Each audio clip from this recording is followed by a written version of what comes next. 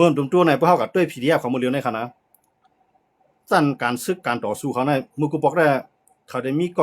องสังเครื่องบ้านเนาะเขาได้เข้ามังเนี่ยกองอัดแก๊สก็เข้ามังเหมือนได้เนาะมือเลียวในพีดีเอฟในอัปเกรดขึ้นมาเขาว่ายุคจันทร์ขึ้นมาเขาได้นั่งในเถียงในไปมังเนี่ยนะเพราะว่าซึกมันมาเนี่ยเขาก็เตี้ยกันในมังด้วนนั่นขนาดเนาะเด็กด้วนให้มังมือเลียวในมาในก็ไกวดำหนาเนาะอันเป็นพีดีเอฟในเพราะว่าพีดีเอฟในเพราะว่าเขาเป็นอันเดียวเองไล่ตั้งหัวมือดีเจ้าคือเตรียมโทษแล้วเนี่ยพีดีเอฟนั้นมันมีติวตั้งแต่ได้ขนปังไรซึกมันอ่ะพวกคำเตียกกันครับเนาะพวกเขาเตียกกันเนี่ยมันขนปังไรย้อนเบื่อในซึกมันเนี่ยก็มันมีขี่เข้ามาจอยมีรัสเซียเข้ามาจอยอันขี่เข้ามาจอยนั่นก็เกี่ยวกับลองด้วนแทงอันรัสเซียเข้ามาจอยเป็นลองด้วนกำไรพวกเอาตั้งน้ำว่าในระหว่างในวงการซึกมันในซึกเจ้าคือเลยป้าตั้งพีดีเอฟในภายนำเลยภายหลังเนี่ยมือในพวกเจ้าคือหัวมันเลยมดพีดีเอฟหัวมันเลยมดเนี่ยนำเลยซึกมันเนาะตีมันไปเป้ซึกมันในย้อนเบื่อเนี่ยมันตึกมีว่าปลองเอาใครเมืองกูกลางใครเมืองว่าใครเมืองใต้ใครเมืองขางใครเมืองช่างใครเมืองตึกใครไรว่าเวียงไผ่เวียงมันวานไผ่วานมันเอิงไผ่เอิงมันไหนมันตึกใครไหนไงมันไปใครจึงเมืองเพราะว่าใครจึงเมืองไหนเมืองนั้นทำหลวงมักมันว่าเมืองใต้ถึงดีไรเมืองช่างถึงไหนย่างถึงดีไรทำหลวงมักมันเขาหลวงมักมันว่าเมืองโคมตุ่มเขาไหนถึงดีไรเรียนดินตั้งไหนถึงเขตเรียนดินตั้งไหนถึงตั้งไหนถึงอินเดียตั้งไหนถึงไทยตั้งไหนถึงลาวเพราะเขามักมันได้นั่นเนี่ยโจการในที่เรียนเราจะนั่นให้เอาอย่างซื้อเขาลูกขึ้นมังเลยเนี่ยมาในจังรวมมาในจังรวมเลยเฮียงอันจอยซึ่งมานั้นเป็นรัสเซียรัสเซียในอ่อนเฮียงอ่อนลุ่งกับเฮียงหนาวเขาลุ่มมาเดียวก็ในอิหร่านก็อ่อนเฮียงหนาวขนาดกึดขีดาผีเขาเรียนตึกเฮียงใหญ่นั่นเป็นเมืองอันนุนลังบันซึ่งมาในวันมาเดียวเนี่ยเนาะอินเดียก็พวกกาที่เนาะอินเดียในยันเมืองเป็นเมืองดิโมคราซีที่อินเดียมาจอยซึ่งมานั่นแหละมันมาจอยย้อนเพื่อว่าขี่เข้ามาจอยเพราะว่าอินเดียมาจอยในขี่ในเดมามัวหรออย่างนั้นแหละอินเดียก็สำคัญอะไรมันเข้ามาแกมันจะว่ามีน้ำใจใครจอยซึ่งมันได้ตีได้มากใจเขาอินเดียนะคิงอินเดียคิงกาลาการขนในไผมาก็มันตึกไอ้ผายเขาแล้วมันรัสเซียก็เป็นอุ้ยลีมันอเมริกันได้เป็นผู้เขียนมันมันจะเขียนเป็นผู้เขียนมันมันก็เฮ็ดก่อนอเมริกันให้ไหนกันก็ในอเมริกันในรัสเซียเป็นผู้เขียนนั่นแหละมันก็เฮ็ดก่อนไปทั้งสองฝ่ายอินเดียเฮ็ดจังได๋ขนาดก็ในมันในเพราะว่ามันจอยซึ่งมันเจ้าคือจังได๋เจ้าคือจื้ออันเป็นพีเดียว่าเจ้าคือช่างเขาจังได๋ตีกับโฮมมือกันดังซุ่มลูกพื้นในเมืองอินเดียนั่นมันสิเป็นเพศของเมืองอินเดียแหละมันเข้ามาจอยซึ่งมาในโลกอินเดียนะย้อนนั้นเลยน้องว่าเพราะเจ้าคือจังได๋พ่อมันหลายลีแน่ซึ่งมาในมันมีนำเครื่องบินก้อยกะเมืองมานั่นว่าแน่มันว่าในเมืองเจ้าคือก็ว่าเนาะในเมืองเจ้าคือนั้นเป็นเมืองสวยเมืองร้อยแต่ได้ใจเครื่องบินเลยเต็มที่แน่มันเปลี่ยนไรเนาะเพื่อลงเต็มสัมผาญาร้อยเพื่อขึ้นสูงหน้าเขาซ้ำเปียกเพราะว่าเจ้าคือจังได๋เรียกรายแผนการตึกเขาเฮ็ดจังหนังหามาดเขาเฮ็ดจังหนังอิหร่านใครต่อสู้ในมาในกวายจังว่าไงพอมันมาพอหันมันมาเนี่ยออกมายื้อไปเลยพอมันขึ้นลำมาการเขาคุยเขาลอยการเขาทำไง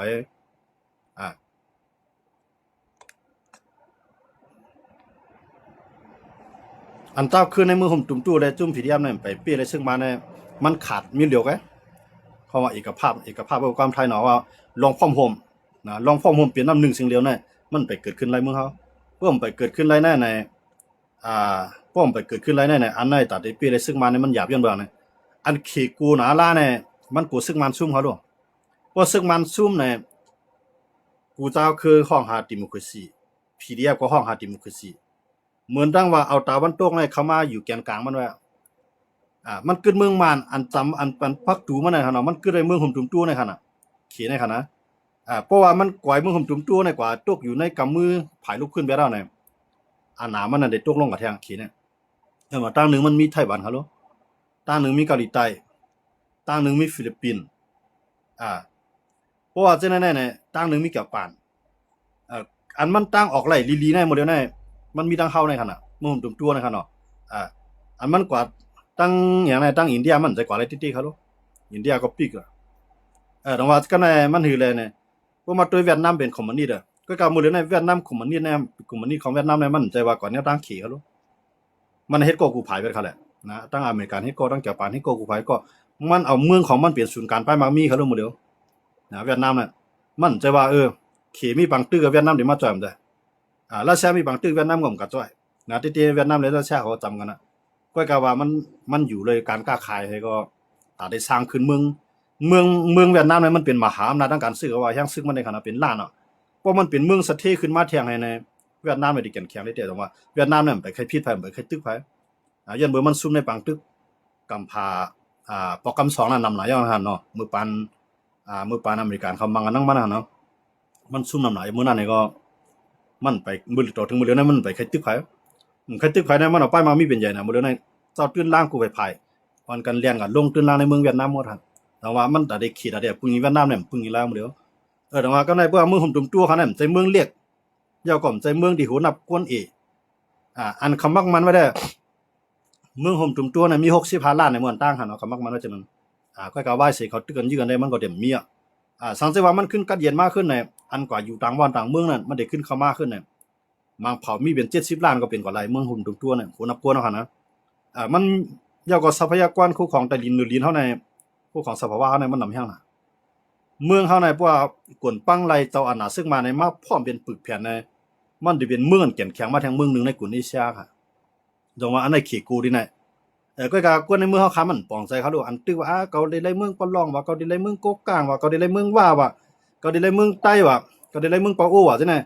ย้อนเบิ่มันไปปองใจมันตึกใครว่าเกาใครเมืองเรียกๆไงมันตึกป้ายวนเฮานั่นตึกเหมือนเจิงปานเจ้าค่ำกูปองนั่นน่ะปานเจ้าผ้าเขาอันในเมืองเจ้าผ้าไหนว่าเมืองเจ้าผ้าไหนว่ามันตึกกับป้ายวนนั่นน่ะสังว่าป้ายวนกวนเมืองเฮาคันเรียกหลายในผู้ใหญ่ก้นน้องเฮาในหัวใจในปืดกว้างในเปลี่ยนลีนเฮาในจับติดแล้วในเพิ่นก็ตั้งอยากขายจับติดบังกลาเทศในเมืองอยากขายนำจิตวันใดอยากขายให้เป็นเจ้าของเปลี่ยนกวนในเมืองเฮาขานอยู่ในเมืองห่มตุ่มในเป็นเจ้าของพร้อมกันในเมืองใต้ในก็สิใต้ก็เป็นเจ้าของกูเจ้าคือในเมืองห่มตุ่มในเป็นเจ้าของเมืองมานเย็นกูในบิตอนจะมาได้เป็นเจ้าของกูเจ้าคือเป็นเจ้าของด้วยอเมริกันเขาได้50 ล้านเนาะ50จึงเมืองในอเมริกันเขาเนี่ยเขาเป็นเขามันจะมากวนอยู่ในเมืองไหนใครก็อยู่เมืองนั้นมันก็อยู่ได้ละมันอยู่ได้กับเสื้ออยู่เว้ยมันเป็นจังได๋เหมือนจังเฮาคาในก็มือห่มตุ่มตู้ในเฮาแค่อยู่ในบิตอก็อยู่ไรเขารู้ว่ามีเงินก็ซื้อสุ่มใจก้นเมืองเฮาเนี่ยเปิ้นนับได้เลยล่ะเจอจาดมันเนี่ยเปิ้นนับที่ไว้กับตัวมันก็แค่แหละเพราะมันใจไว้กึกเมืองเกิดในเมืองไหนอยู่ใจไว้กึกเมืองลุกไหนต่อให้มันเปลี่ยนกะลาหน้าเผือกก็เป็นขี้เป็นกะลาก็ย่อเพราะมันใจมาป้องตินเมืองมานเมืองห่มตุ่มตู้นั่นมันก็เป็นก้นเมืองห่มตุ่มไงก้นเมืองเฮาคามันป้องใจกันได้นะมันป้องใจกันได้แต่ว่าย่างก็ใครเลยลาดย่างก็เมืองย่างก็ช่างเอาใครเมืองช่างเอาคางใครเมืองคางอันนี้เฮามาตู้ไข่เกมกันเมือนมันวางไว้เพื่อเฮ็ดจังได๋นะเพิ่นว่าแจกเพสิเลยอุเปืองเฮาเพกันหมดแล้วครับเนาะพวกเฮาเพกันนั่นแหละตามเมืองขางพวกปองเมืองขางในเอาโคของใต้ลินเมืองขางในพวกปองก็คือกำไรตาเมืองศูนย์กลางเฮาคั่นน่ะเอาเข้ามาเลี้ยงเมืองห่มตุ่มเฮาน่ะติไลมาก็คือเฮาว่าในปากปุ้นเอาเข้าในเมืองขางใน70 ปุ้นน่ะเอา30 ปุ้นนั้นมาเป็นของเมืองห่มตุ่มเลยตากูเจ้าคือเลยพ่อนนี้มันเบื่อจังได๋ในเพราะว่ามีศึกมาในศึกเข้าคาในเอามาเมืองขางเมืองช้างเมืองยางเมืองใต้เมืองมัน7 เตือง7 เมืองของเฮาในศึกเฮาในเป็นอันเดียวกันเนี่ยเมืองไหลมาหมังเฮาดูเข้าจอยกันหมดอำโลไหลไปให้คางมังก็เหลียวอำโลให้ไปใต้มังก็เหลียวอำโลให้ไปย่างมังก็เหลียวอำโลให้ไปยาไข่มังก็เหลียวเมื่ออเมริกันนั่นก็ตึกเขาก็ได้ลาดนึงนะใน50 ล้านน่ะก็ตึกเมืองอเมริกันได้ลาดแน่เหมือนว่าตึกเขาก้นกูก่อในเมืองอเมริกัน3 ปากล้านก่อเขาโลอเมริกันยิ่งใหญ่นั้นเป็นย้อนเบิกเขาออกอ่อนในใจตื้อครับเนาะก็ในเมืองตุ่มตัวเนี่ยมันใจจังอันไหนก็ในเมืองขางเอาอันนี้เป็นเมืองใต้เอาในอันเมืองจังในเมืองขางเอาใต้เหลียงเอาใครเมืองใต้เหลียงเอาหน้ากาใครเมืองหน้ากาลง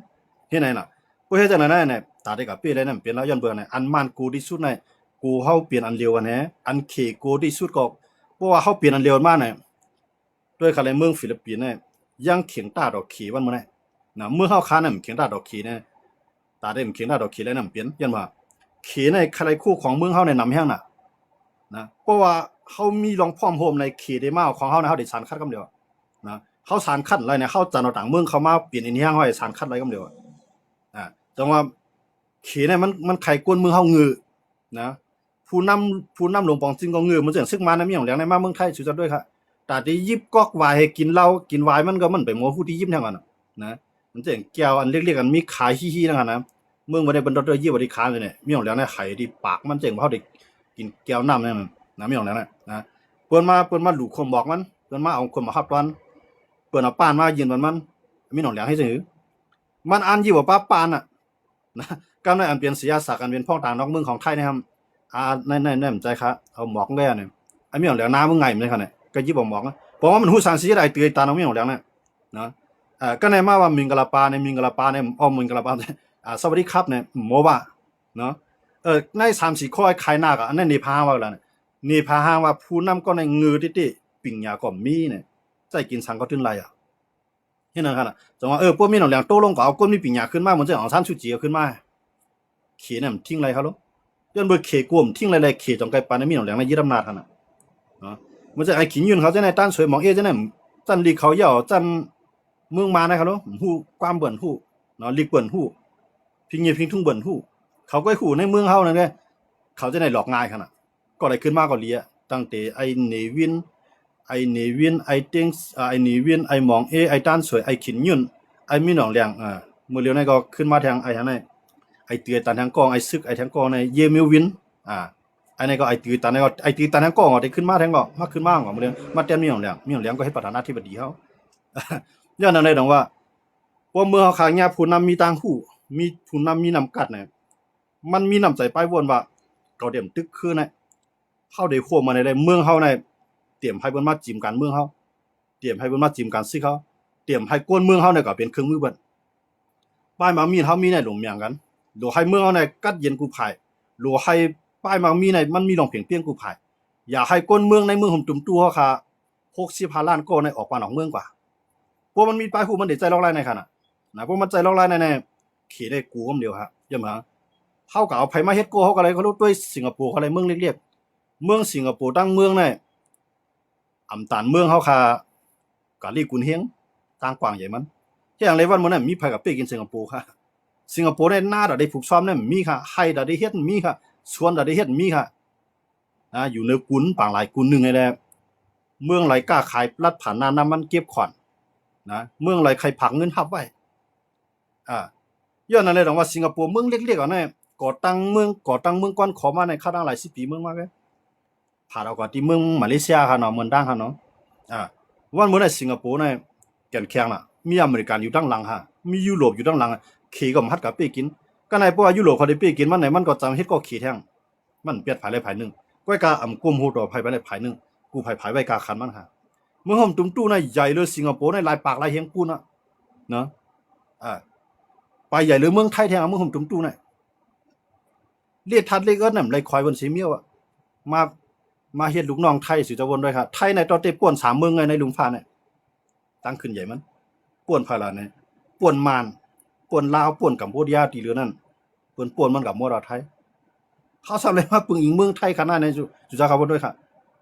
เขามีเต๋อใครมีลอกน้ามีดีเฮ็ดกินมีน้องลินตีอยู่นะมีคุกของสภาวะมีตีหลีในแค่น่ะว่าใครเลยปางหลายเฮาแหนมว่าใครเลยน้ำตกตาเฮาแหนมใครเ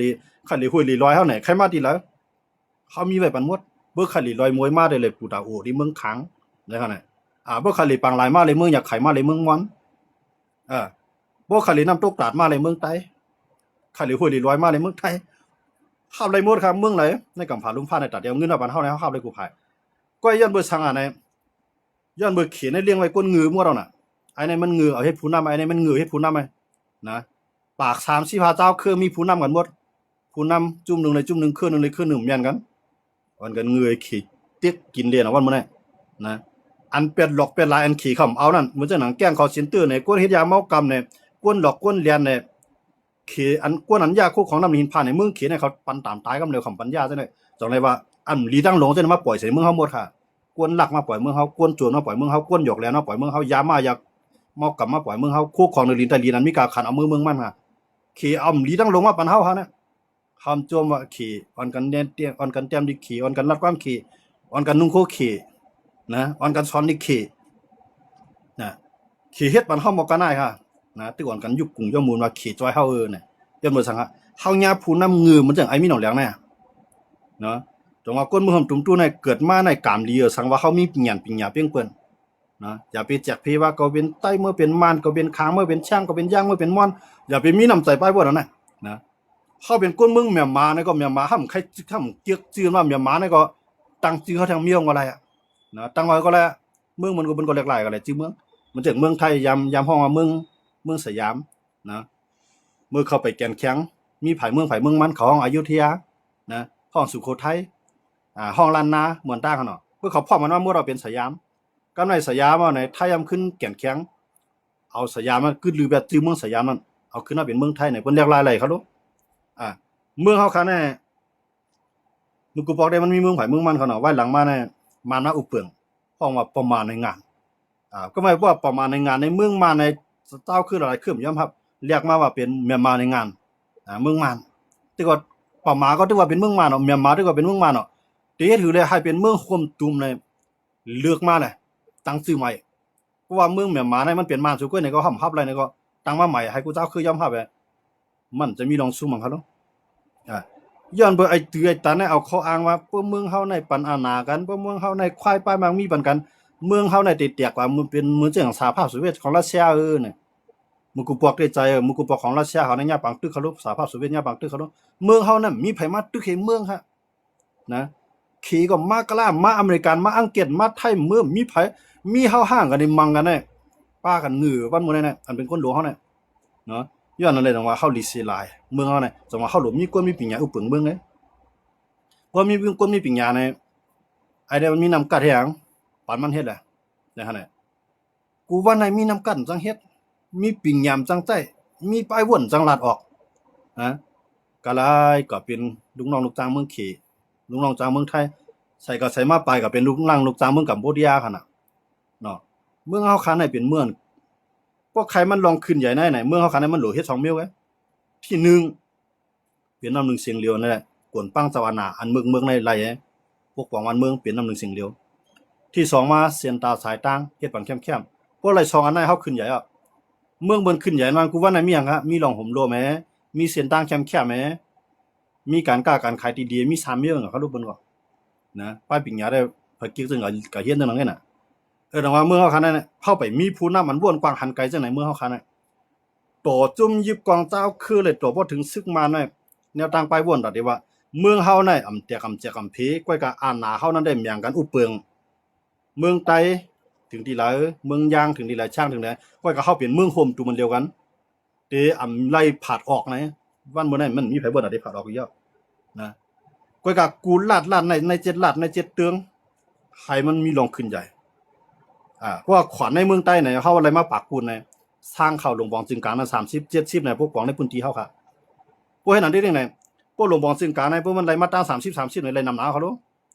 นะใน7เตืองมันไหลมาเตือง1เตืองใน30ปุ่นใน7เมือง1เมืองในไหลมา30ปุ่นว่า7เมืองก็ไหลมาว่า30ปุ่น30ปุ่นเนี่ยเอา30ปุ่นนั้นคูณเอา30ปุ่นนั้นคูณ7ไหลก็เหือกำใน7ปุ่นนั้นขึ้นพวกบองเมืองไผเมืองมันเนี่ยมันได้ขึ้นใหญ่ก็เหือค่ะเมื่อเฮาคันนั้นเป็นจังได๋ขีบกูมันเปลี่ยนจังได๋ขีในกูเฮาเปลี่ยนจังได๋ว่าขีในเพราะว่าเจ้าอาณาเมืองไม้ในเด็กไกวมื้อไรในขีในดึงเข้ามากำเดียวนะก็น้อยแต่เฮาได้เปรียเจ้าอาณาเมืองไม้นั่นน่ะเฮามีอยู่ตั้งกับปานบ่เหลียวนะยังว่ามันเป็นกับปานด้วนครับลูกนะมันจังอองซานชูจีเขามันจังตัวเตี้ยอองซานชูจีกวนลงแหลงการเมืองหลายๆขนาดนั้นที่เขามาลุกขึ้นมาพื้นน่ะภาย NLD เขาในคั่นเนาะในภายใต้ว่ากวนมีปิญญาหลายๆโลที่ขึ้นมาตั้งปาร์ตี้น่ะเพราะว่าส่งกวนมีปิญญาเขาก็เฮียนก็สอนในเมืองยูเครนเนี่ยไล่ปิญญาในเมืองยูเครนมาเฮ็ดตัวหนอกในเมืองเฮาเนี่ย2มันได้ครับเมืองเฮาไล่ครับไล่นะมีเครื่องบินจังมีนครับพวกเฮามีนเฮมันมีซึกจังมาครับพวกเฮามีนตึกมันดีๆเมืองเฮาคันมีหนอกแหลงได้มันมาเลยตั้งเดียวไว้2ตั้งครับว่าเนาะตั้งนึงได้กลางหาวอะแถมตั้งนึงในเหนือลิ้นเพราะว่าแฮงซึ่งเหนือลิ้นมันมาเนี่ยพวกเฮามีหลองพร้อมโฮมเนี่ยป้ายไว้กูกิวอ่ะ100นั่นมาหลายพอกไปเส้นตั้งกูตีเฮ็ดจังยูเครนเขารัสเซียเขามังกันมันมาหลายคำมันน่ะอันมีไว้ในมือเฮาในหมดเลยในของจุ่มในก็ลูกกัดเย็นน่ะก็ยิบมือมานไปได้จุ่มในก็ลูกกัดเย็นน่ะยิบมือมานจุ่มในก็ลูกในนาลีน่ะก็ยิบมือมานไปแท้อันตึกก็ขึ้นไปได้หมดอ่ะมันมีหยังแหลงขึ้นขี่ข้อหมดอ่ะแต่ว่าอันในมือผมตุ้งๆเขาน่ะออกมันไปปืดไปปางไอ้ที่มันปี้เพิ่นมันตึกคือทางว่าเอาเมืองคังออกปลดปล่อยเนี่ยตัวมันปลดปล่อยไล่ใต้มันก็ต่อสู้ย่ำก็ต่อสู้ยักษ์ไข่มันต่อสู้ช่ำต่อสู้คือคังมันก็เลี้ยวในปี้ครับได้มันปี้ครับมีหยังแหลงนั้นมันเป็นศูนย์กลางแล้วเป็นโรงปองซึ่งได้พวกของใต้ดินเอาขายเลยกูตีจุ่มยิบกองกลางกูจุ่มเอาเงินขวัญกับสร้างมันกูก็กูจุ่มเดี๋ยวสังเปมันขวัญมันเก็บอะไรกูตีตอนน่ะเฮามาอยู่เมืองไทยยังไปลดขวัญมันเฮาเดี๋ยวสังเปมันครับหรือสิลองพร้อมโฮมเฮาไว้น่ะวันมื้อนั้นตาได้เป็นน้องพร้อมโฮมมีย้อนบ่ถึงมีบัตรตาว่าจุ่มเก่าจุ่มมาจุ่มเก่าจุ่มมาอันว่าจุ่มเก่าจุ่มมาคือเอาเครื่องไม้ในเฮาซุ่มนะเหมือนจะอเมริกันเฮามื้อนั้นน่ะมื้อเข้าไปมาโคมัน50ล้านได้กดตั้งจึงเมืองอเมริกันนั่นเขาอยู่ภายใต้อังกฤษค่ะ อังกฤษมาเอาเมืองเขาเป็นเมืองขึ้นเอาอังกฤษมาเฮ็ดคุณเขาค่ะอเมริกันน่ะบ่เขาตั้งจึงเมืองขึ้นมา50ล้านขึ้นมาเนี่ยอังกฤษถอยมันไล่อังกฤษก็เลยถอยอังกฤษน่ะเฮียงกวนกับตานอเมริกันเขาเนาะมันมีตังหายมาเลยเฮียงซึกมีนำกัดก็ยึดอเมริกันนะมันกูบอกนะมันยึดป้าอเมริกันว่ายึดป้าเคน่ะนะอังกฤษน่ะยึดในกุนอาเซียนเอาขาในหลายเมืองกำเดียวก็กำรู้สึกมันเลยถอยฮะย้อนบ่อเมริกันน่ะพวกมันเมืองอเมริกันเมืองเหลี่ยมปีหลายกะคมเมืองอะไรก็ยาวบ่เป็นฟอนดิดาอเมริกันกะคมไม่ได้เดียวที่นั่นเลยอเมริกันขึ้นมาเป็นไม้หนึ่งสุดด้วยครับผมจังเคจังได๋บ่มีอเมริกันในเคเนี่ยมันมึนตาแล้วนะเข้าหนังกันก็ชิมแผ่นดินกันกันในเรือนั่นก็ในเมืองเขียนเอากอดผานเกี่ยวปานก็มังตั้งนึงไต้หวันมังมันตั้งนึงเข้ากันครึ่งมังกันเขียนน่ะลูกไรค่ะสังว่ามีอเมริกันเนาะอเมริกันมาทุเป็ดขี่มาทุเป็ดเกี่ยวปานว่าเกี่ยวปานพลอยพุ่มในขี่ก็ขึ้นมีแห้งขึ้นแต่วันมื้อนั้นขี่น่ะย่อมเข้าปางตึกดอกไผเขารู้มันหมดแล้วมันหัวเบ่เฮ็ดปางตึกในป้ายมังมีมันเต็มตันเฮ็ดได้ดีๆป้ายปิ่งหยามันเต็มจังเฮ็ดได้ดีๆมันก็เข้าปางตึกไผไรขี่นะไผไรตึกกันขายบันครึ่งกองกลางเฮาได้เฮ็ดได้ขี่ได้ขึ้นใหญ่เมืองห่มจุ่มตู้เฮานะเฮาตั้งแต่ปางตึกกำผาลุงภาพบ่กำซอยเกี่ยวปานซุ่มกว่านั้นว่าสิอังกฤษมือกว่านั้นอังกฤษมือก็ยันบ่สังแล้วอังกฤษมืออังกฤษซุ่มอเมริกันนั่นแหละที่มันมือนะว่าอังกฤษซุ่มอเมริกันเนาะไหนเกี่ยวปานก็ซุ่มอเมริกันเนาะไหนถอยหมดเฮาซั่นน่ะปล่อยเมืองไหลเมืองนั้นกวนขอทางไผมันก็แม่เมืองห่มจุ่มตู้เฮานะมันปลดปล่อยแต่อังกฤษน่ะสังใจว่าการงานของชาตินั้นเฮ็ดได้ออกมันเป็นเมืองพร้อมโฮมกว่าซึ่งมันแน่มยี่ของชาติตายนะเมืองเฮาคานะเต็มทุกข้ามมันนะเนาะกวนเมืองเฮาคานะเต็มทุกข้ามมันนะเต็มมีอาณาศึกจุ่มเลยจุ่มเลยมายิบกุมกับแบบจังได๋มันเต็มมีอาณาค้านอำนาจกันมันแจ้งว่าภัยอาณามานเข้ามาแฮงหน้าในเจ้าพาเมืองเฮาให้ลุกขึ้นศาลคัดได้มันไล่คาหมู่ปานนั้นเนาะบ่เลยได้มันไล่เขาแหละจังเมืองมานมากุมกับหมดแล้วคูบอาณาอยู่ในมือหมดแล้วภายเตียบตะลาภายการค้าการขายภายป้ายมักมีภายป้ายปิงหยาภายจ้อมแหลนลิ้นภายห่มร่วมภายอุบเปลืองมันอยู่ใต้มือมานหมดน่ะหมดเลยเนี่ยมันแค่ตีนเขียทั้งหลายก็ไล่ขนาดหมดแล้วนะนางตาลาดีๆก็มันมีตังพี่เด้อเนี่ยก็ไล่ฮับว่ามีลุงตาลาดิเลยแตกตับกันเขาเนาะแต่ว่าเมื่อเฮาขนาดนั้นเนี่ยอันเขโกที่สุดในกูกวนเมืองเฮามีปิงหยากูกวนเมืองเฮามีน้ำกัดกูกวนเมืองเฮามีใจใครพร้อมร่วมอันไหนเขโกที่สุดอ่ะมันสิว่ากูเฮากับมันครับมันกูเฮาแขนแผ่นดินเฮาด้วยเขาเลยไต้หวันเขาด้วยเขาเลยฟิลิปปินส์เขาด้วยเขาเลยเวียดนามเขาขี่เอาเครื่องมาอีดอ่อนไงเขาลากเครื่องเขากำไว้กำเดียวเปลี่ยนเป้ไว้ก่อนนะนั่งคือขี่เดี๋ยวมาเอาปลาในน้ำปังหลายเขานั่นคนนั่งปลาให้เขายังแขนเขาเข้าในค่ำก็ห้อมพัดแขนเสียงก็ห้อมพัดแขนน้ำลีนหินผาห้อมพัดแขนมีสังเดียวที่ฮัดแขนโอเคแขนเสียมก้ามันไปตัดเอาแผ่นดินเฮาครับไปส่งแก้งเขาสินเตือมาอยู่เมืองเฮาบ่เตรียมกับหมดไปส่งอันเฮ็ดยาเมากำในเมืองเฮากันบ่เตรียมกับหมดขี่เฮ็ดปานเฮาละลายเตรียมดีนะกว่าย้อนเบิ่สังเลยขี่เฮ็ดปานเฮาไล่หลานอันเปิ้นมีปิงหยาต้องขี่เฮ็ดปานไล่เวียดนามขี่ยามมือเฮ็ดในเมืองมันมือปืดเสียงปืดล้านเตรียมดิขี่เวียดนามไผเผาไปได้อันไรเป็นล้านขี่แล้วเตรียมดิเวียดนามไผเผาไปได้ถามว่าขี่ได้ใจแฮงซึกไอ้กีวันนั้นขี่ได้พัดใจพวกใจแฮงซึกไอ้กีดอกเวียดนามได้ลากอเมริกันเข้ามาจุมันขี่ฮู้ค่ะกำเดินมาขี่ได้ถอยบันค่ะเนาะตีละตีมีลิขี่เนี่ยอันและขว้างลงบองซึ่งเวียดนามนั่นเวียดนามไฟเผาไปได้ค่ะมื้อนั้นขี่เนี่ยนะมีมาปอกเพราะว่าขี่ฮู้ว่าเวียดนามในตัวตานเฮาลงได้เนี่ยผมสิว่ามันได้ฮาดแฮงซึ่งมาหมังเวียดนามค่ะพวกแฮงซึ่งมาหมังเวียดนามเนี่ยเขาตั้งอเมริกันเขาตั้งเกี่ยวปานในเกี่ยวใส่ขี่ยากกินแต่ว่าขี่เนี่ยมันจะแฮงซึ่งเมืองเฮาค่ะก็มื้อนั้นซังว่าเฮามีลองพร้อมเสียงเปล่งปากเลยมีน้ำใจใครแขนแผ่นดินน้ำหินผาเลยอยู่ภายใต้อาณาศึกมันนะมือเดือนในอาณาศึกมันเนี่ยมันก็เฮ็ดปันการมันขี่เขาเนาะเพื่อกวนเมืองว่านี่กลางใจว่าเขยยึดนาลินเฮาเนี่ยภายลงบองซึ่งมาแนวตั้งพิษก้นก่อนลาดกำเนี่ยว่าก้นก่อนย่าลองแตกงากย่าลองแตกงากในวงกลาง2จึงเมืองในเอาตั้งพินปู้ใส่ปันมันเนี่ยแผ่นดินเฮาก็ปันเขียวกว่าเฮานะมันมีไอ้น่ะไอ้จังได๋ไอ้ที่ว่าเป็นสีขาวของมันครับเนาะมือกูบอกนั้นมันเข็นหลังไว้ไอ้นั่นนะมันติดหลังไว้มันมือนั้นในมือพ่องยามนั้นได้มันปันแห้งซึกมันมือมันเขาตึกเอาทั้งเมืองใต้ปะถองจังซั่นนะเผื่อมันซุ่มกับเมืองใต้ปะถองนี่มันก็อยู่กับลวดหย่อนลงมาลองปันแห้งซึกมัน กำเนิดสุดมามันขึ้นเสซึ่งมันว่ามันฮู้ลองเต้นะครับนำบ่ซ่ามันเด็มฮู้ลองเต้งอ่ะผู้มันฮู้ลองเต้เนี่ยขี่มาเอาหน้าลิ้นมาถึงที่นะว่าลัดมาดังเหล่ากายมาดังปางซางมาดังหมู่จีขี่ล้อมโฮมาเนี่ยไอ้ไหนก็เอาลองในมาลาดกำเนิดสุดมาไอ้ไหนไฮไลท์กว่านะบ่เหลี่ยมหันมาเนาะครับเนาะอันนั้นเป็นสื่อข่าวออนไลน์เนาะอันปันแห่งซึกมันมาดาสิเผื่อมันลาดว่าซึกมันในปันขี่เอาแผ่นลิ้นเฮาในลาดความเข้าในของมันลาดความมันเนาะเฮาก็สิได้ก็บ่ลาดความมันก็เต็มอยู่แล้วก็นะย้อนว่าจังนั้นกำลึกสุดว่ามาในปัวก็เลยลาดลองแผ่นลิ้นเฮาว่าขี่ยึดกว่านั่นมาในเจ้าหมดทุกคอกไว้ดิกะย้อนว่ามันฮัดกว่าพิษมันก็ว่าฮัดพิษเฮาน่ะอำฮัดกับตึกมันก็ฮัดตึกเฮาฮัดกับตึกขี่ก็ฮัดตึกเฮาค่ะย้อนนั้นเลยต้องว่าไอ้ตือไอ้ตันคุมเมืองนะไหนมีสังกับปันเปิ้นกันเฮาหาเนาะเมืองเวเนซุเอลาเป็นเมืองมหาเศรษฐีลงไม้นึงของกำผาเพราะว่าภายใต้คุกของใต้ดินน้ำมันเนี่ยนะน้ำมันเป็นไม้นึงเวเนซุเอลาก็ผ่านเอาจนว่าทางญาผู้น้ำเมืองเพิ่นว่าสังกับปันแห้งผ่านเมืองนี่ดิผ่านเมืองก็มาปันแห้งมันนี่ดิมันก็มีอำนาจมาเมืองกินคนเมืองมันนี่ดิกำดื่มมากกว่าเมืองห่มตุ่มตู้เขาก็เหมือนนั้นก็ตาเฮาเตพื้นไรเจ้าอาณานะเนี่ยมันมีเสียงดังเดียวดูต่างมันได้ปันมาว่าอิหร่านอันปันแห้งซึ่งมานั้นอ่อนกว่าเยอะรัสเซียอันปันแห้งซึ่งมานั้นอ่อนกว่าเยอะเนาะก็ในปีละรุ่นนั้นก็บ่กาอยู่ที่เป็นเมืองกอดผ่านเมืองนึงเลยเกาหลีเหนือก็บ่กาที่เป็นเมืองกอดผ่านเมืองนึงเลยก็กะอันตึกปันแห้งซึ่งมาเนาะเตรียมนั่นแหละมันมีขี่ก็ในตาได้สารคัดไรขี่เนี่ยเขามีไว้พวกขี่ปันแห้งซึ่งมาเฮาได้ย้ายไปตอแก่แล้วเนี่ยพวกสู่ซุ่มก็เฮาซุ่มพวกสู่ไรก็เฮาไรพวกสุ่มปันแห้งซึ่งมันตอแก่เฮาได้ห่มรวมมันน่ะมังเบ็ดตัวเกียในตัวน้ำมันเนี่ยครับตัวรองอะไรซึ่งมันก็เดียวเอาตัวรองอะไรเมืองขี่ก็เดียวเมืองเขาเสียนดังกันก็ขายดังเสียนเส้นตัดขาดไปละเมืองขี่เนี่ยอย่าไปให้มันมาเอาเมืองเขากว่าเพราะฉะนั้นต้องคิดได้กูฮะนะมันกลัวมันจะว่ากูที่เขาได้ตึกมันหรอกมันกูเขาอย่าไปมังมีอันขี่กูที่สุดในกูไปมังมีมันก่อยครับ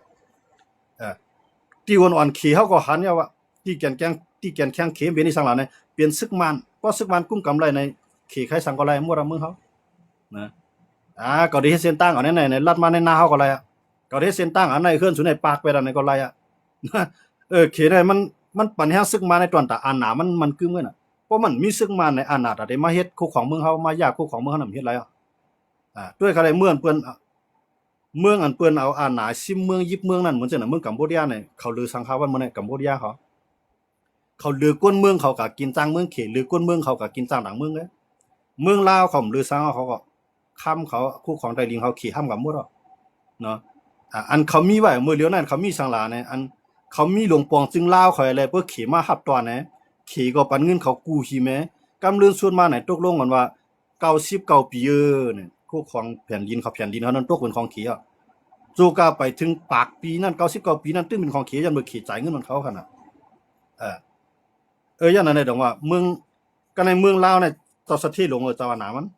ยันเบิกกุมกำก้นเมืองกอดผ่านต่อเทือนมาในเมืองลาวในเส้นดังก้าหลีเนี่ยในเวียงของบางตียังไม่มีค่ะนะวันนอกนั่นต้องลาถึงบางพื้นที่ในยังหนาหรือเมืองใต้แถวเมืองลาวเนี่ยก้นเมืองเขาลูกอ่อนเขา7-8ขวบไว้เลยติ๊กนำขึ้นลอยกับเขาย้อนมาสังหะย้อนเปิดเจ้าอาหนาในยิบเมืองให้แลเอาปิงหยาในปันก้นเมืองเอาตั้งผู้ในปันก้นเมืองเอาอาหนาปาวานในมาพวกของวันเมืองก็เอาอาหนาปาวานมาติ๊กติงก้นเมืองในเมืองลาวกอดผ่านกันเมืองลาวในมีอยู่2เมืองในนำมัน1ในหมอค้ำ2มาในไฟฟ้าอันเขาเฮ็ดอันนั้นเขาไล่นำหนาลาวก็กะว่าไล่นำก็จู้เขียนนำไงอันก็จู้นั่นก็จู้ที่ว่าจู้ให้ลงปองจึงลาวค่ะคุณเสียนก็เหมือนกันคุณเสียนในอุปเปิงพ่องงามวันเมืองมา40-50จำปีป้องมันข้าวยามันดีใต้เลยข้าวยามันดีไทยเลยกัมพูชามังกันนั่นกัมพูชาเนี่ยมีเครื่องบินสีลำตั้งแต่เฮลิคอปเตอร์ต่อบ่ถึงเครื่องบินตึกเนี่ยมีสีลำข้ามมื้อยามนั่นนะตอนเดมีด้วยเนี่ยมีPM21เขาอันจรวดลายลำกองนั่นขี่มาขายบันบอกนั่นไงตึกกันข้าวดังเลือนปลายเนี่ยไทยซิมนาลินเขาเนี่ยซ่อมเรียนลินในไทยซิมหมดค่ะด้วยเขาเลยผู้นำเงือในเหมือนไหนมาได้มันใจเงาะนะมาได้มันมีกูเมียวก็กับมันมีกูเมียวนะมันใจตอนตาได้กับมังเบิ้นมันเป็นตอนตาไปหลอกเพิ่นอย่าไปเพิ่นมาตอนตาไปมังขึ้นเจ้าขึ้นในเมืองเจ้าก็อย่าไปลุกขึ้นมันไหลมอกะนั่นไงน่ะเนาะแต่ว่าเมื่อเฮาคันได้ดีเสียหลายเฮาเสียโอกาสเนาะเฮาซุ่มตื้อตั้งเฮาซุ่มข้าวยาม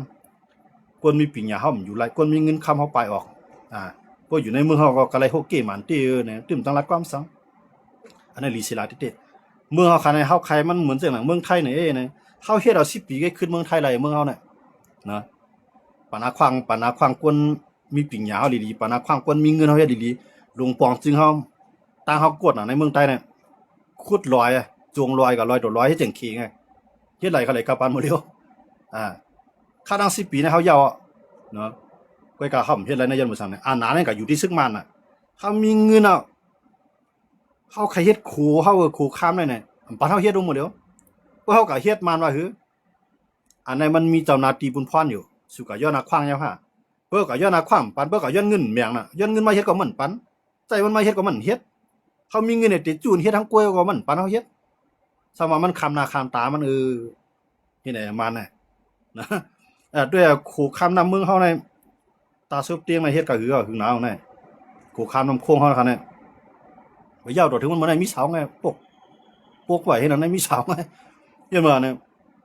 เงินในกลุ่มก็เอาซื้อมาก่อยมายื้อกันเงินในกลุ่มก็ซื้อมากองเมืองเขมายื้อกันนะจุ่มละมีก็แล่นหาเขจุ่มละมีหาเขตาผีมักมีวันบ่ได้แน่มัน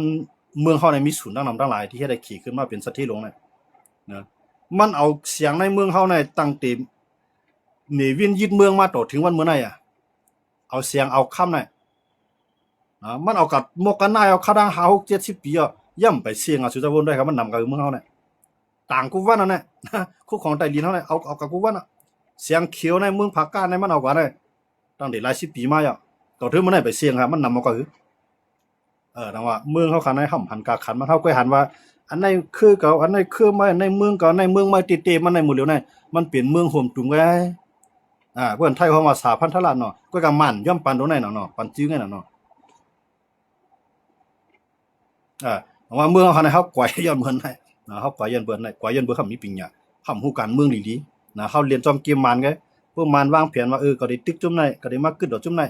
นก็ใครกล้าใครขายกึดจอมมันแหคือจอมมาในมันใจว่าเก่าดีไผมามันขึ้นเอาพวกของในปืนตีที่เฮาคึดตึกกันน่ะเอากับขายมันขี่เอาขี่มาลงตื้นล่างมันปั่นขยามจันต่ออาสาใส่ใจมันซึกมันว่าดีๆแกเนาะอันนั้นต้องว่ากวนมือของตุ่มทู่คันนั้นน่ะผู้ใหญ่กวนลงในเมืองเฮาคันน่ะการเมืองในเมืองเรียบเพี้ยนดีๆการเมืองนอกเมืองสนใจอันนั้นต้องว่ามีวันได้ปีแหละมันมีซึกอันไหนว่าตาคือเก่าตาคือเมื่อเรียนตัวเก่าไว้เรียนกวนเมืองตัวเก่าก็วันๆก็มีวันได้ปีได้ซึกมันครับนะมีวันได้ปีได้ซึกมันซึ่งมาในมันจะยังไงมันใครเก็บไผมาซื้อก็อะไรน่ะปล่อยก้นในคอกมาเฮ็ดซื้อก็อะไรน่ะนะเอาก้นเอาซื้อขับต่างเมืองเข้ามาจอยมันก็อะไรน่ะเพิ่งยาปากตึกมาติๆย้อนแห้งซึกตั้งจอยแถมที่เขไม้เสียนในก็อะไรน่ะมันบ่ฮ้อมมันดีปีมันเลยอ่าย้อนมื้อนั้นไหนวันมื้อนั้นได้ก็เฮาขาเอาลองเงาลายเมืองใหญ่ก็อ่อมใจว่าติปีในเมืองเล็กเพราะว่าเมืองเล็กนั้นมีปิ่งหยังหยันอยู่ตัวแตงเมืองรัสเซียมาหมังยูเครนใน5 ปียาวน่ะไปปีหลายปีไรเสียมก้าวันมื้อนั้นไรก็กวมหูมันเกาหลีเหนือเมืองอันกวาดผันเมืองนึงย้อนทางสวยแถมเกาหลีเหนือมาเนี่ยเอาขาอยู่รูแตกมันคั่นเนาะเมืองเฮาขาก็มันมีตื้อต่างยาวแต่ได้ปีไรเจ้าหนานั้นเฮาขาดอีช้างเนี่ยเฮาขาดอันใจกว้างเฮาขาดป้ายปิงหยาเฮาขาดป้ายว่นว่าจึงเมืองนั้นทำปองใจเฮาปองใจเอาเจเมืองเก่าเจเมืองใหม่นั่นก็เพราะเจเมืองไหนเพิ่นเมืองไทยฮ้องว่าลาดเนาะเมืองไทยเมืองไทยน่ะมันมีลาดเดียวไงมีจึงเมืองเดียวไงเมืองไทยน่ะมีหลายลาดเหมือนด้านได้มีเหมือนด้านได้มีล้านนาเนี่ยได้มีสุพรรณเนี่ยได้มีอีสานเนี่ยได้มีมาลายูเนี่ยเหมือนด้านได้มีหมดเลยได้มันมีไทยในคูบจู่กันหมดเลยเป็นลาดเดียวเมืองเฮาคันมีหลายลาดนะเหมือนจังอเมริกันก็กำมันตามอเมริกันก็อเมริกันในมี50ลาดครับโดเมืองเฮาคันมี7ลาดเนาะ7เมืองก็กลับมาป้องกันก็กับอเมริกันได้7เมืองป้องกันน่ะกวนในเมืองนั้นมีอาณาอยู่เพราะว่าใจเพียดังดอกในเขานั่นก็ขึ้นเกณฑ์ขึ้นไว้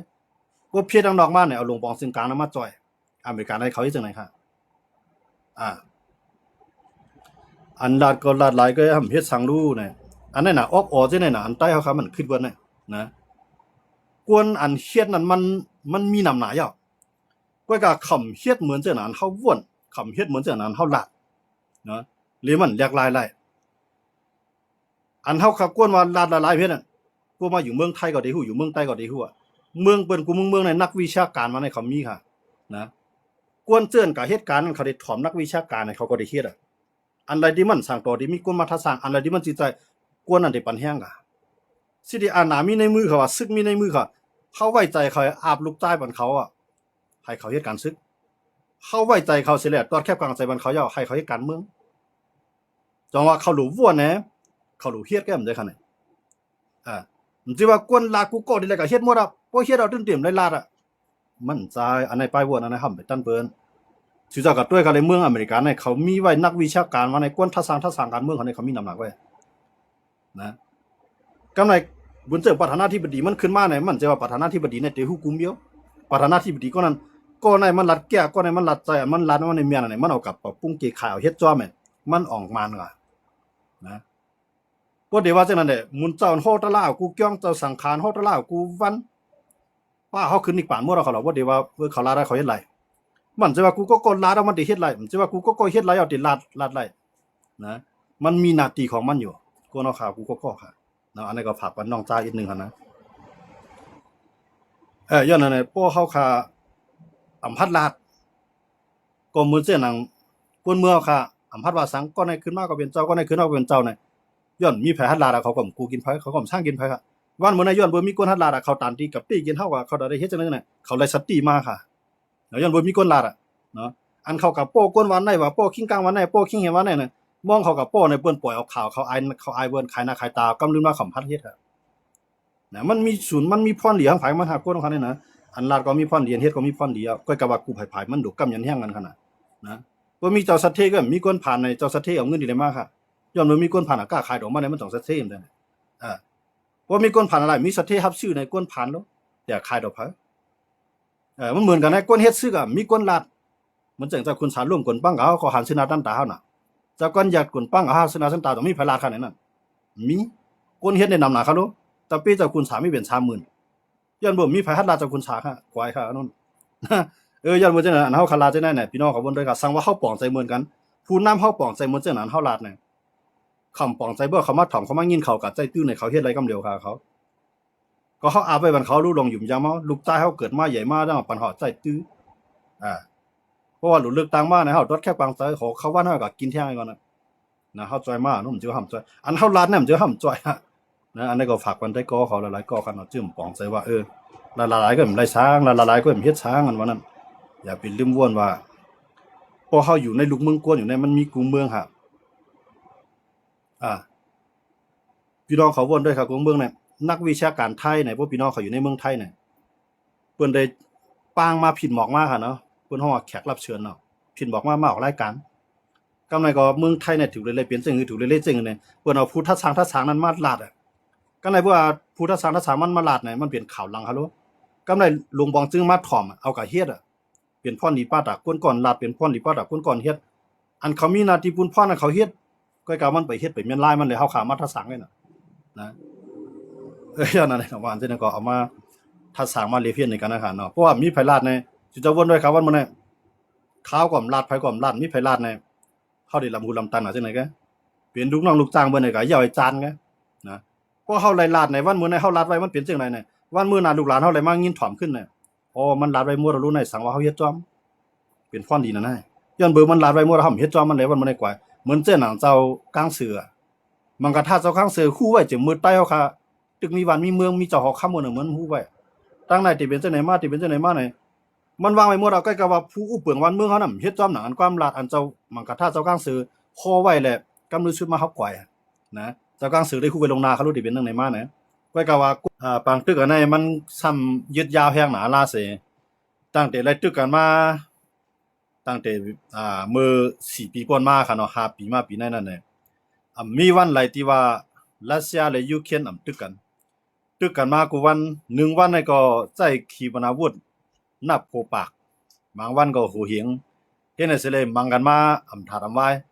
ก้อยกะไว้หลังมาเนี่ยรัสเซียก็ขึ้นหันว่าได้ใช้ขีปนาวุธยืดก็ได้ก็เตรียมเอาไปได้เตรียมไปได้ยูเครนก็กะได้ใช้ตัวเนาะเนี่ยก็เอาตัวในจอมเข้ามาในปังตึกทางต่างนำก้อยกะตัวนั้นก็ส่วนใหญ่ซ้ำเอามาที่อิหร่านว่าเสอิหร่านในญาปังตึกอเมริกันและอิสราเอลร่วมมือกันเสมังอิหร่านอย่างนั้นน่ะอิหร่านก็มีดวนแต่ได้ส่งปันที่รัสเซีย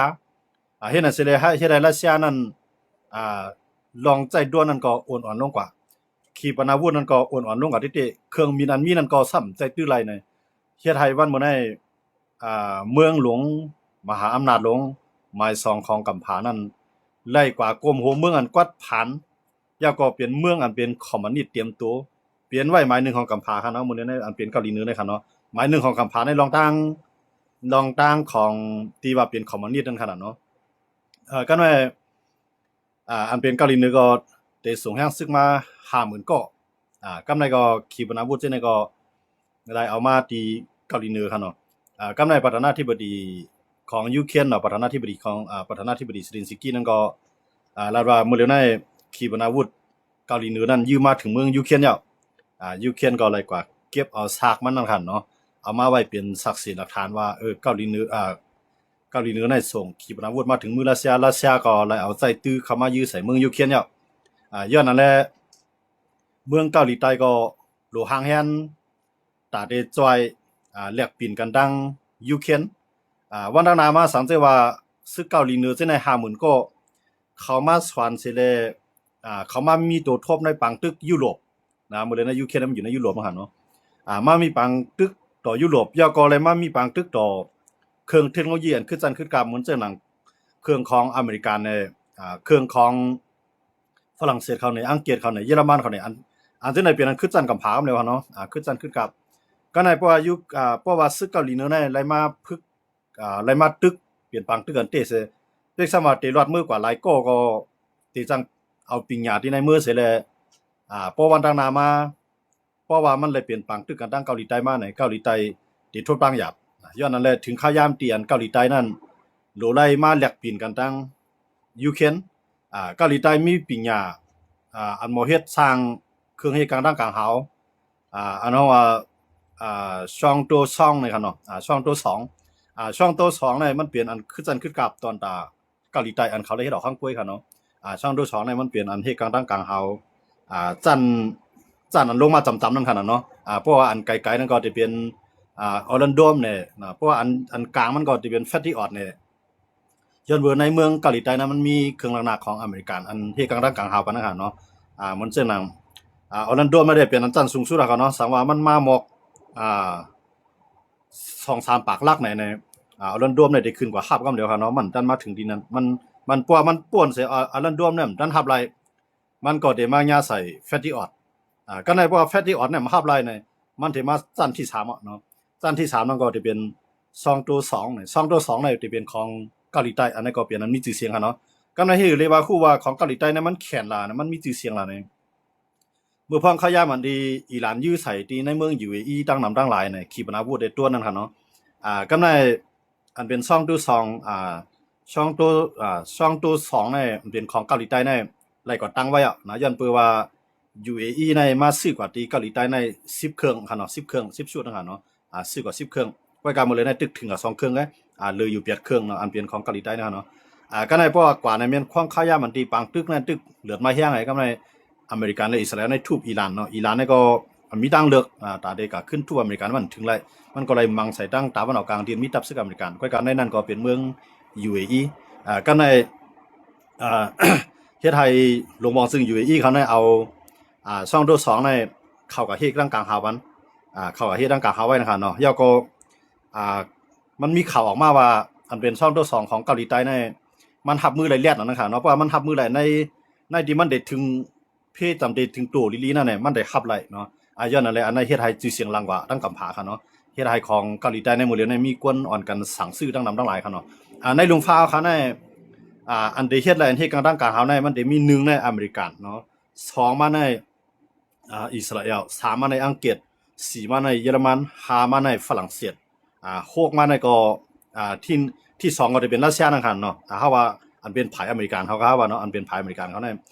มันได้มีเหมือนเช่นฝรั่งเศสอังกฤษเยอรมันแล้วก็อิสราเอลแล้วก็ในเอเชียในก็ในเอเชียในมันได้มีอยู่อันหมอเฮ็ดทางกล้วยในมันได้มีอยู่2เมืองไว้ใน2เมืองนั้นก็ได้เป็นเคแล้วก็เกาหลีใต้ครับเนาะอันหมอเฮ็ดอันเฮ็ดกลางกลางฮาวนี่ครับเนาะขีปนาวุธเฮ็ดกลางกลางฮาวในมันได้มีอยู่2เมืองเหมือนเช่นไต้หวันเขาจะได้ก็กำนำได้ก็เขาได้ซื้อมาที่อเมริกันครับเนาะเหมือนเช่นเกี่ยวปานเขาจะได้ก็ไปหมอเฮ็ดทางกล้วยมื้อเลยก็ตึกๆคัดใจตัดที่เฮ็ดนะครับเนาะเกี่ยวปานในก็ไปหมอเฮ็ดทางกล้วยก็เลยใจใหญ่ออร์แลนโดของเลยใจใหญ่แฟตตี้ออดเนาะแฟตตี้ออดออร์แลนโดของอเมริกันเขาครับเนาะแล้วก็ เพราะว่าเกาหลีใต้ในมันเฮ็ดไว้คือเอาขนาดนั้นเนาะมันฮู้ว่าเมืองเกาหลีใต้ในมันอยู่จำเพน่ะสังว่าเขยื้อมาเกาหลีสังว่าเกาหลีเหนือยื้อมาเกาหลีแต่ที่เฮ็ดกลางไรดังกลางหาวนั่นไหนเกาหลีใต้ก็คัดใจห่างแฮนมาไหนก็วันมื้อนี้เกาหลีใต้ก็เลยขายออกส่งกว่าสู่UAE เนาะเป็นเมืองอ่อนตั้งสุดที่เอาใจตื้อเขาเนาะแต่ว่าในลุงฟ้าในเพราะว่าเขาในลุงฟ้าเขาในเพราะว่าเขาตึกกันเมืองไหนเมืองนึงเนี่ยมีเครื่องระนาดเนี่ยมันเดียวกับจอยบ้านเมืองที่ย่าปังตึกเหมือนดังว่าอะไรก็ตามด้วยนั่นขนาดเนาะก็ในเกาหลีใต้ในขายบ้านเนาะขายบ้านยูเคียนยูเคียนก็แล้วเกาหลีใต้ขายยูเคียนแต่ว่าเขาเนี่ยเกาหลีใต้ในขายบ้าน UAE แนวกับใจก็ในเมืองยูเครนในพวกตั้งกลางหาวในมันเฮ็ดอะไรนั่นขนาดเนาะตั้งกลางหาวในมันเฮ็ดอะไรเตรียมโทษนั่นขนาดเนาะมันจะมีอยู่อันระบบทาสของอเมริกันในเฟตติออดในเนาะเขามันจึงว่าอลันดอมเนี่ยจังได๋มันก็ได้มีอยู่นั่นขนาดเนาะก็อลันดอมเนี่ยมันแล้วจะเป็นของอิสราเอลเขาเนาะแล้วจะเป็นของอิสราเอลอลันดอมในขนาดเฟตติออดเนี่ยจะเป็นของอเมริกันระบบทาสจังได๋ก็จะเป็นของอเมริกันกำในยูเครนก็หันว่ามื้อนั้นเกาหลีเหนือมันก็มาจ้ามแล้วเนาะเกาหลีเหนือมันจังว่ามันเอาขีปนาวุธมันก็จ้ามเอากับยึดเต้งเอามันจะจ้ามเรียนหั่นนะมันเอากับปันรัสเซียกำในรัสเซียก็เอายื้อมาใส่เมืองยูเครนเอามายื้อใส่ที่ในอ่าที่ในรัฐที่อันที่อยู่ที่รัสเซียมายึดกว่ามังสุนั่นคั่นเนาะที่ในที่อันมีโรงงานนิวเคลียร์คั่นเนาะก็มันเลยยื้อใส่ที่โรงงานนิวเคลียร์ของยูเครนหั่นก็โรงงานยูเครนโรงงานนั่นจะเป็นที่เขาว่าสปอริเซียค่ะเนาะสปอริเซียอันนั้นจะเป็นที่ตั้งโรงงานนิวเคลียร์นั่นค่ะเหมือนตั้งค่ะเนาะเหมือนตั้งในมือหลาย10ปีป่นมาก็เขาว่าเนาะมือหลาย10ปีป่นมามือยูเครนตึกอยู่จอมสหภาพโซเวียตนั่นน่ะปืนเตียนนั่นเป็นปืนตีอันเฮ็ดออกขีปนาวุธนิวเคลียร์แล้วก็มีโรงงานนิวเคลียร์ก็ไว้หลังมาได้ก็ขีปนาวุธนั้นก็เตรียมมีเอาอาปันรัสเซียก็ค่ะเนาะก็ว่าตึกกันมาในสปอริเซียนั่นก็ยูเครนรัสเซียนั่นขึ้นเข้ามาซิมเอาขึ้นค่ะเนาะย้อนว่า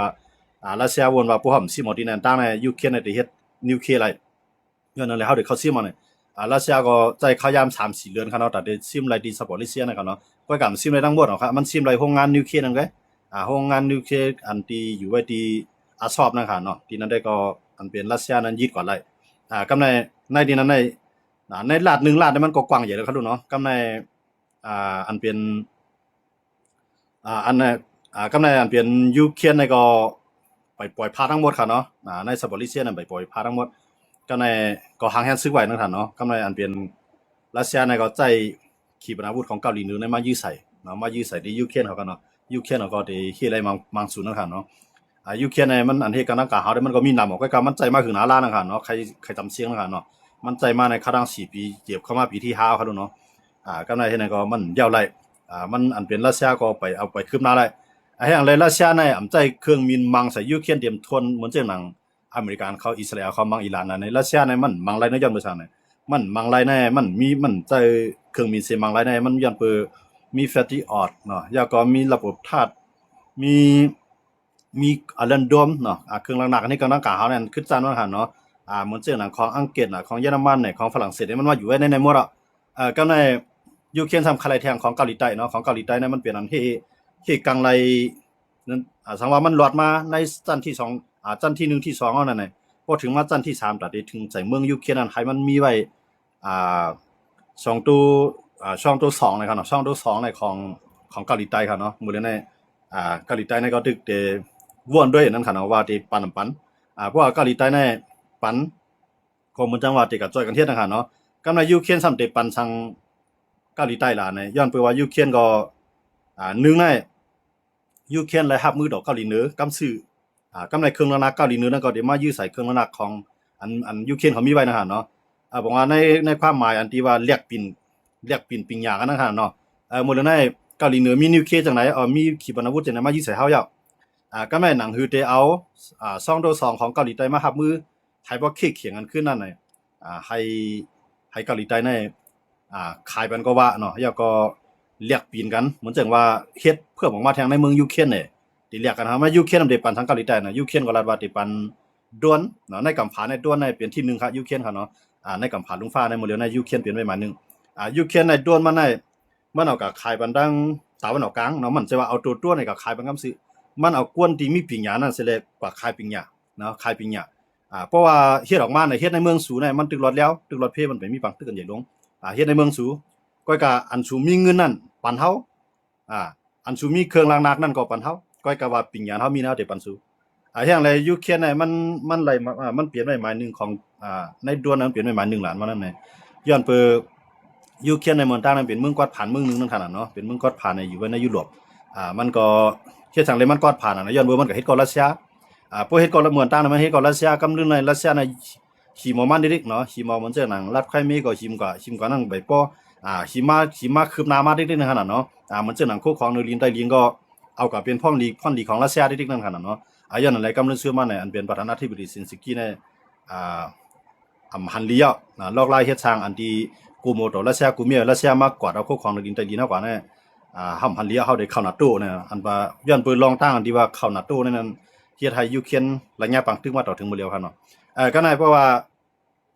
เกาหลีเหนือเข้ามา 50,000 เนาะว่ามันเข้ามา 50,000 ในสังว่ามันลดมือกว่าเซ10,000ก็เนาะมาตายให้ 30,000นี่ก็มันก็ยังไหลน้ำยัดมันค่ะตอนตาเกาหลีเหนือย้อนเมืองเกาหลีเหนือเนี่ยมันเปลี่ยนเมืองกอดผ่านเมืองนึงนั่นขนาดเนาะเป็นเมืองกอดผ่านเมืองนึงไงก็เลยเอากวนในเรียกกองเหมือนดังค่ะเนาะถ้าได้ไล่ปิงยามาดิรัสเซียเขาเนี่ยถ้าได้ปิงยามาที่โอ้ยหลีมานั่นค่ะเนาะย่อมเอาซึกในเข้ากับตึกเหมือนจังหนังเมื่อก้ามันตั้งเอาเข้ากว่า 15,000 เนาะที่รอดมาบางสุนค่ะเนาะที่เหลือก็ตายมาตั้งนำตั้งหลายค่ะเนาะตายก็ขึ้นเอาตัวตายขึ้นมาที่เมืองเกาหลีใต้นี่ก็ตั้งนำตั้งหลายครับที่เมืองเกาหลีเหนือก็เอามาตั้งนำตั้งหลา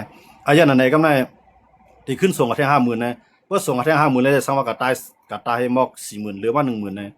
ก็เกาหลีเหนือนะยังไหลน้ำยาน้ำต้อนจังเนี่ยยังไหลน้ำยาน้ำต้อนที่ว่า1ในซึกของมันในไรกว่าเข้าปังตึกมันจังว่าก็ต่อสู้ต่อมหาอำนาจนั่นกันเนาะยูเครนในเบกสมามันใจเมืองใหญ่เต้ๆในสิตาก็ก้อยกะอันเป็นมหาอำนาจแห่งใหญ่นั้นมาอยู่ด้านหลังมันหมดแล้วเนาะอำว่าได้เป็นลูกจุ่มนาโต้เขาในอำว่าได้เป็นยุโรปเขาในอำว่าได้เป็นอเมริกันเขาในมันมาอยู่ด้านหลังเป็นหมดแล้วนั่นขนาดเนาะเฮ็ดอยู่ด้านหลังก็ปันแห้งเครื่องหนักๆนั่นก็มาตั้มไว้ปันตั้งมันอำว่าที่อันเป็นอันยื้อเนี่ยอำว่าที่เป็นอันฮับร่างกลางเฮาเนี่ยเจ้าในปิงยากหลายชื่อหลายรองก็อ่อนกันมาลงตื้นล่างในเมืองยูเครนทั้งหลายก็ในพวกเกาหลีเหนือเนี่ยมันก็เลยก็ต่อสู้ต่อยูเครนเนี่ยมันหลอดมาเนาะสมว่ามันก็ตายทั้งคือก็มันตายทั้งเสียงเลยครับเนาะเปลี่ยน 50,000 ก็มันได้เพราะว่ามันหลอดมากขึ้นเนี่ยมันก็เดี๋ยวปิงยาอันที่มันพยายามเข้าตัวทบปังตึกตัวยุโรปอันไรปังตึกในยุโรปเลยปังตึกทางเอเชียเนี่ยมันเต็มเหมือนกันนะในกุนเอเชียเนี่ยมันเต็มปกกระเทียงในปังตึกยุโรปในเปิ้นเข้ากันมันกระเทียงน่ะเนาะมันต่อสู้กันลอยมวยครับเนาะก็ในว่าเกาหลีเหนือเนี่ยมันก็เข้าปังตึกตีในเสเป้ก็ยาวซุ่มก็อย่าสังว่ามันหลอดมาบอกหมื่นก็นั้นก็หาเฮียงใน50,000นี่คือมันตื้นหลอดมาพอนะฮะเนาะมันก็เดี๋ยวขึ้นเอาปิงหยามาสอนมันเพราะว่าญาปังตึกเกาหลีใต้มาวันนึงมาเกาหลีใต้เกาหลีเหนือเนี่ยมันก็ตื้นบังกันอยู่ดีครับเนาะแล้วก็ขยามปอทาขยามยาวนั่นก็อย่างนั้นเลยดังว่ายูเครนถึงลาดว่าเพในมันจำมั่นใจว่าเพมาจำยูเครนก็หมดแล้วแน่มันมาจำต่อดังยุโรปมาจำต่อดังเอเชียยาวยันบ่จังนั้นแหละดังว่าเกาหลีใต้นั่นหรือมาหัวมือดังเกาหลีเหนือเกาหลีบางค่อยน่ะเกาหลีใต้นั่นหรือมาโคมดังยูเครนเฮ็ดไหนก็ยูเครนตกย้อนนะครับเนาะอันเป็นประธานาธิบดีเซเลนสกี้นั้นตกย้อนว่าให้เข้ามาโคมกันยูเครนก็เดี๋ยวปิงญาด้วนในมือปั่นเกาหลีใต้ก็เอาปิงญาอันเฮ็ด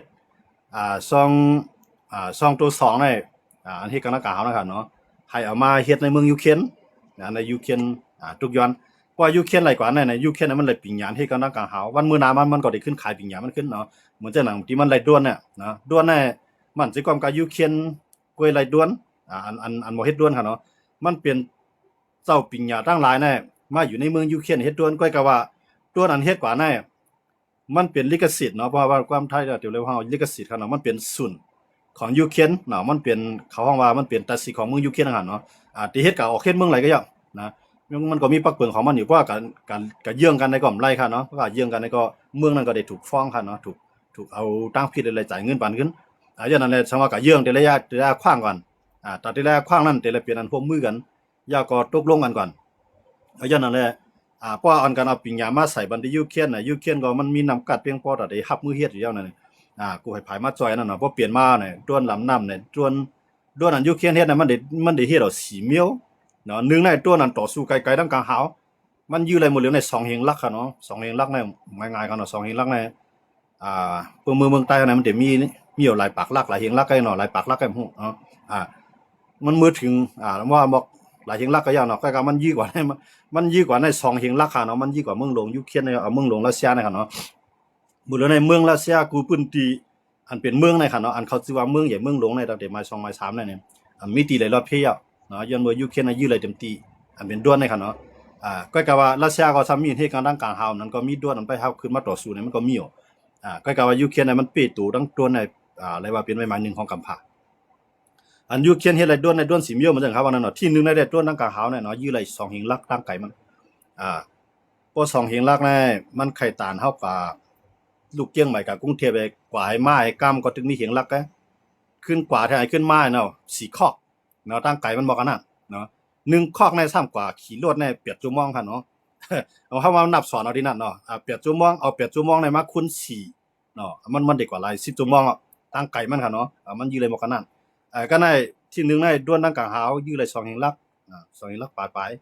ๆกำไรด้วนที่2มาในด้วนอันเลียนหรือผิวน้ำค่ะเนาะเฮ็ดจึงมันหนังฮือเลียนหรือน้ำกว่าเฮ็ดจังได๋กะก็กะเพราะว่าคือมาเนี่ยมันก็ได้ต่อสู้คืออันของในตัวมันมันมีหมากแตกไว้เอาค่ะเนาะในตัวมันค่ะเนาะมันก็ได้เลียนโดใส่ฮือที่มันได้เลียนโลใส่ฮือนั้นมันซ้ำฮู้แทงว่าคือในอันเป็นเครื่องจักรมันอยู่ที่หลังอันเป็นรองใหญ่ที่สุดอันที่เฮ็ดให้ฮือตัวในกว่าอะไรอยู่ในเป็นที่ไรเนี่ยมันเป็นเลือกเป้าหมายมันในมังแทงเนาะอันในก่อนที่2อ่ะที่ยูเครนเขาเฮ็ด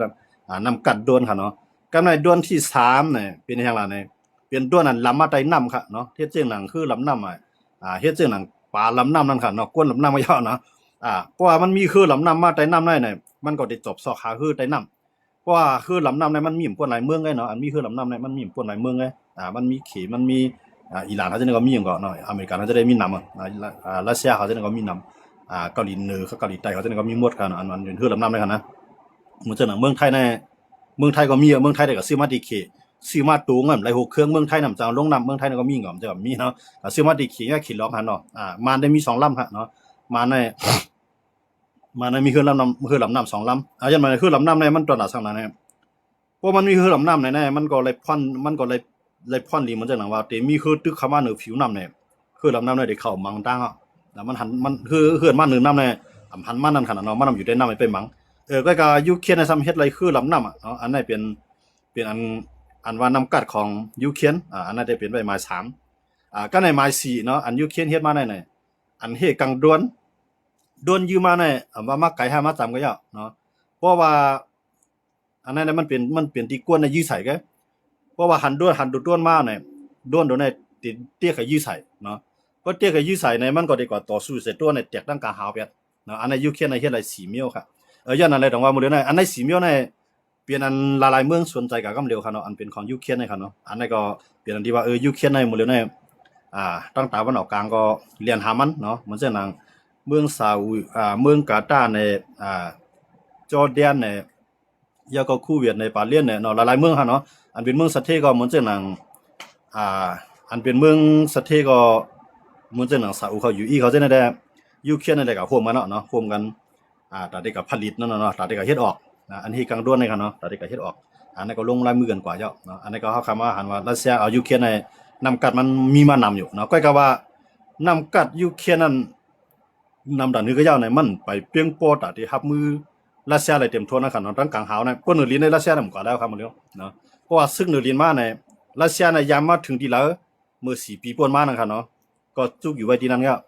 จังคือมาตั้งนานเลยเสียว่าขึ้นถอยขึ้นบางสุดเนี่ยครับเนาะจังกว่าตั้งนานเยอะมาเนี่ยเพราะว่าเหนือกลางหาวเนี่ยมันติเป็นหูเป็นตาของยูเครนหมดอ่ะยันเบื่อหางไหนมันมีดาวเทียมของฝรั่งเศสดาวเทียมของอังกฤษดาวเทียมของเยอรมันดาวเทียมของอเมริกันลาวเกี่ยวตู้ในขนาดเนาะมันเตรียมไว้เหนือท้องผ้าเนี่ยเนาะกันในเพราะว่าซึกรัสเซียมาเนี่ยเพราะมันมาเป็นพุงเนี่ยมันหัวเพราะว่ายูเครนหูเนี่ยก็ปล่อยตัวในเข้ากับมังว่าลวดทางก็ซ้ำมีอันยืดลวดทางทั้งนั้นค่ะเนาะลวดทางก็จังคืบหน้าดังว่าซึกรัสเซียเนี่ยจังกว่าทั้งนั้นก็ได้รับมือเกียรติเคอันที่ก็ยึดไล่นั่นค่ะเนาะยึดไล่หมอกใน1ปากปูนของเมืองยูเครนนั้นรัสเซียได้ยึดไล่หมอก25ปูนถึง30ปูนเนาะครับเนาะผมว่า70ปูนนั้นก็ยังเป็นของยูเครนอยู่นะครับเนาะที่ในเฮ็ดให้รัสเซียนั่นก็จะแทงเงินนำหน้าลายกับในก่อมจังกับปืนไผนะครับเนาะว่าได้ปืนเคเอาของเขมาเต้ๆเนี่ยเขก็พัดจอยมาเต้ๆเยอะมากเนี่ยเพราะว่าเขจอยมาเต้ๆเนี่ยเกี่ยวกับเครื่องลงนักอันยื้อเนี่ยครับเนาะเพราะว่าเขจอยมาเต้ๆเนี่ยยุโรปเขาน่ะได้ปิกไปมามีเขก็ในว่ายุโรปเขาปิกไปมามีเขใน เขเนี่ยมันจังกับมุมมองไผอ่ะเนาะลองการป้ายมันมีนะครับเนาะจะเมืองมันเป็นเมืองใหญ่เด็กก็กล้าขายดอกราชาก็มีเงินแต่ซื้อเขติว่าหรือสิว่ามีคู่ขายมันเขก็แม่เดี๋ยวขายเป็นอิหร่านนั่นก็หมดเลยเงินเด็ดแต่ได้จ้างซึกแต่ได้ปันเงินเดือนซึกมันก็บ่ได้มีอ่ะก็ในเมืองอันเฮ็ดก็เขเกาหลีเฮ็ดก็รัสเซียเกาหลีเป็นเมืองกอดพันอะไรเนาะเมืองสะเทน่ะมีกาไรใจใหญ่เมืองยุโรปจังเนี่ยป้ายมังมียันมันอะไรเขก็พัดจอยมาติเนาะจอยได้จอยแฮงเงินเนี่ยจอยสั่งสิ่งจังได้มีจอยหาปันมันเจอหนังเครื่องลักนาอาดัมจื้อของเมืองเขเนี่ยจังได้ก็ได้มีกันก็ว่าให้ว่าเป็นเครื่องลักนาของเขมาจอยรัสเซียติในเขก็พัดจอยเนาะพอมาจอยปุ๊บในยุโรปเขาปิ๊กไว้มังมีอเมริกานะปิ๊กไว้ป้ายมังมีเขเนี่ยได้ขึ้นถอยหลังกว่ามื้อนั้น70ปีเพิ่นมาขึ้นเนาะต่อให้เขเนี่ยเป็นมหาอำนาจตั้งเฮียงซึกตั้งเฮียงกองก็กะอย่าไปลืมว่ากวนเมืองเขนั้นมันนำเฮียงหนาครับเนาะเพราะว่าป้ายมังมีเขาตกใน